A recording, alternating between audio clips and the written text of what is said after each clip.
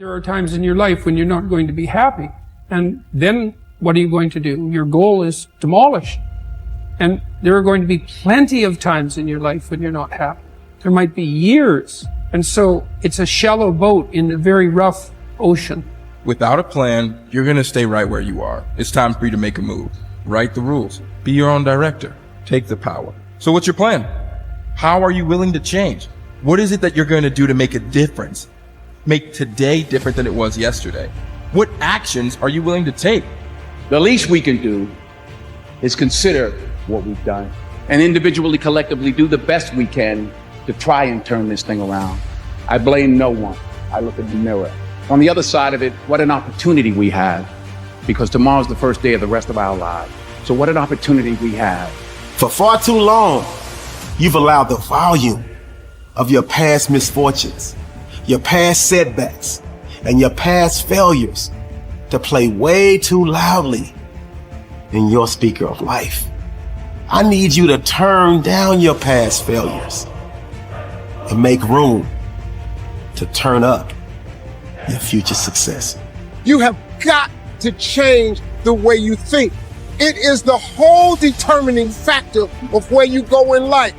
We are all where we are today because we thought ourselves to this position. If you don't like the position, think yourself out of it. You know what passion is?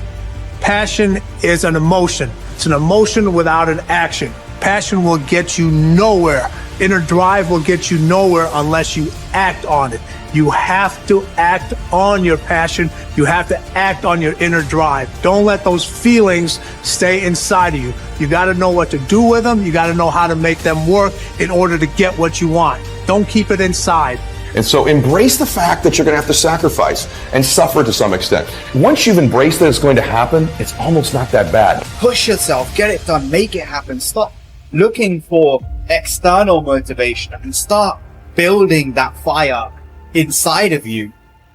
Start adding more logs, more petrol to those flames every single day. And when that thing tells you to quit, you look at it in his eye and say, I ain't going nowhere. I will break you before you break me. You will not defeat me. You will not destroy me.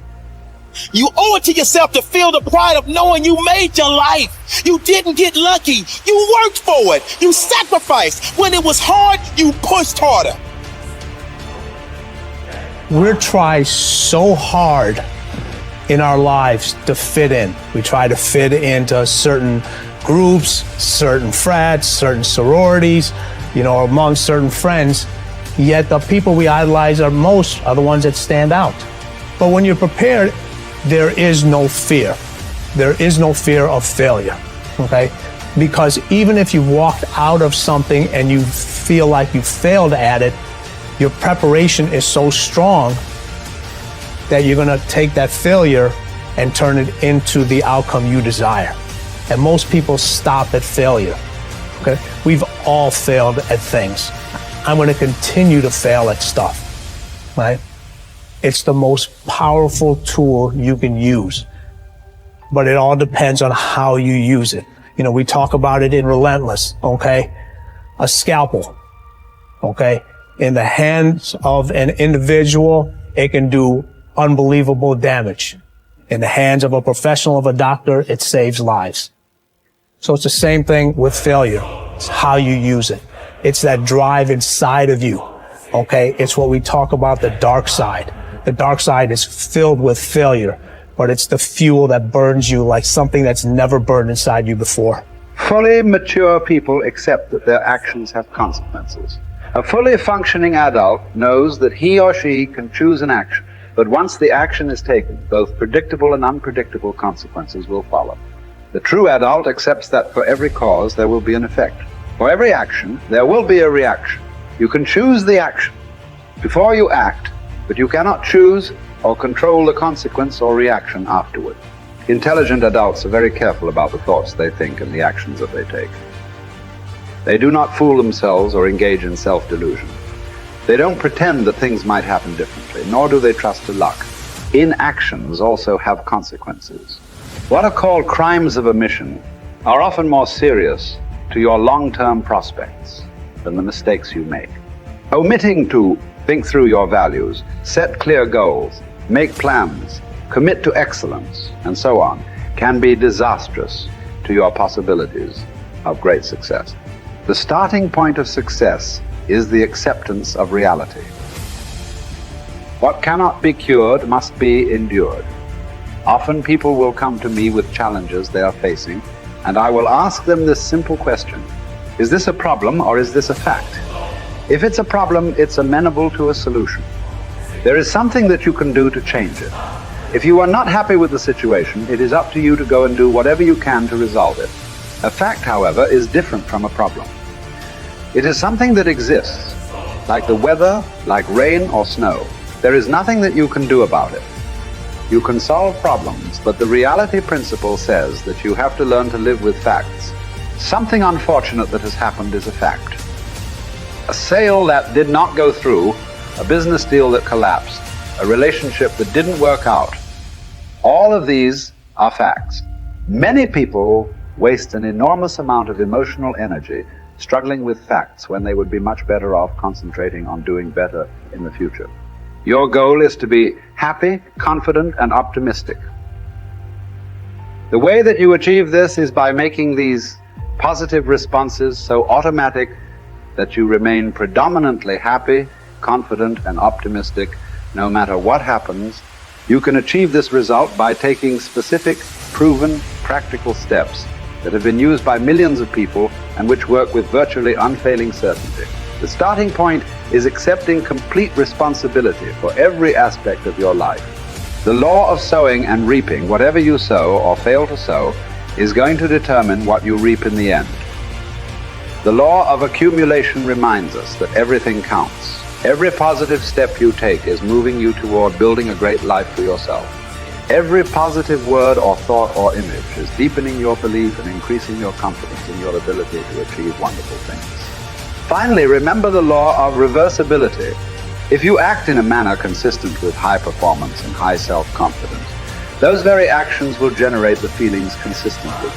Every positive, constructive action that you take in the direction of your dreams and goals will reinforce your belief in yourself and in your ability to accomplish your ideals. The challenge for building good habits and breaking bad ones is often finding a way to pull the long-term consequences of your bad habits into the immediate moment. So you feel a little bit of pain right now and want to avoid it. And the long-term rewards of your good habits into the immediate moment so you have a reason to repeat it again in the future. Each behavior casts a vote for the type of person that you want to become.